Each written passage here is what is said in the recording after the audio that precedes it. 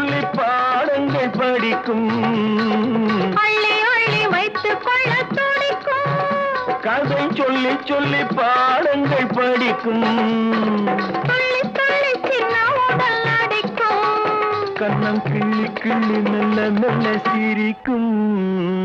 தொட்டு விட தொட கை பட்டு விட மலரும். பக்கம் வர மயங்கும். உடன் வெக்கம் வந்து குலுங்கும்.